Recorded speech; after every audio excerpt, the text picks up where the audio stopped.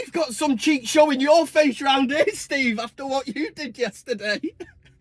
How we doing, everybody? It's Kev Ashford, back in the seat, back in the saddle. It is Boxing Day here on the biggest Man United fan channel in the land. This is the United Stand, and this is your preview of Manchester United against Aston Villa. I'm not going to lie to you, I'm struggling big time today. As you can imagine, I've really overdone it today, but I will try to remain professional. We'll try and get through the van cam, and I was going to say hopefully you can look forward to a game of football later on, but the absolute disaster which was defeat to West Ham, and this team will continue to let you down. I don't know why anybody is surprised. You know, it's the same kind of group of players. Yes, there's been a drop-off. From last season, I was one of them that said, I feel like I've got that connection back with the players, the likes of Martinez, Varane. But these players have been they have been injured. So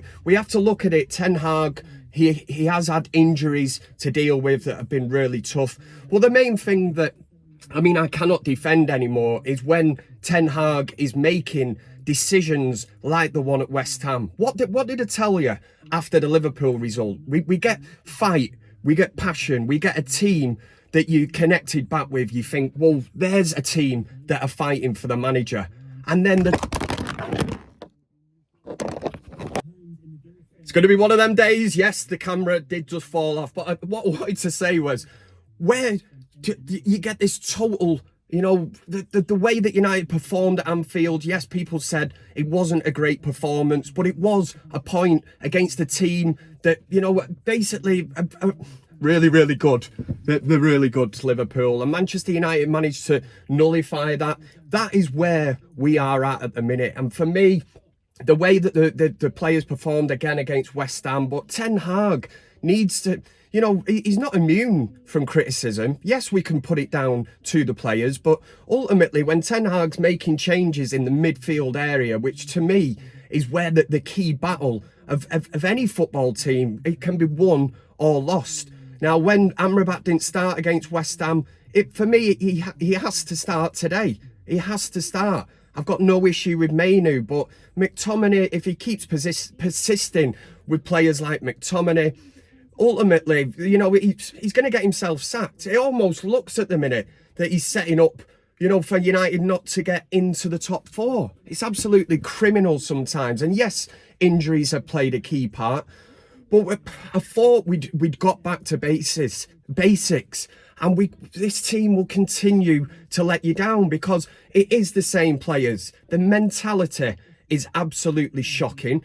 It's non-existent. It really isn't. That we knew these issues were at Manchester United. We know that we need to get rid of certain players. There needs to be a massive overhaul. And I suppose it comes down to now, at this moment in time, where are you with it? Do you want Ten Hag to go? Now, the people that are telling me, yes, Ten Hag, it's run its time, we need to get rid of. We've seen these issues at United before. So what is a change of manager going to do? And for one, I've never heard anybody actually say to me who they would like to replace Ten Hag. They just think it's as simple as getting rid of the manager. What? And you're going to see a change in these players? I can't see it. I really cannot see it. Now throw in the news that's hit on Christmas Eve. Oh, lovely. Lovely the way you put that one on us on Christmas Eve. Kev's having a right good old time. And we get the announcement that Sir Jim Ratcliffe has got his 25% in Manchester United. Doesn't even touch the sides. It does not touch the sides, the money. Now, if he's looking more long-term and Sir Jim Ratcliffe wants to gain full control of Manchester United, and there's going to be a restructure, a director of football, somebody making proper decisions, football decisions, not like these other weapons like Woodward and all that were just commercial machines, money men. It was all to do with deals off the field. Nobody actually looking at the bigger picture, when they're signing players like Anthony for astronomical amounts of money. Who was there to bite back on that one and say, seriously, what, nearly 90 million on this kid? What kind of return are you ever going to get back on him?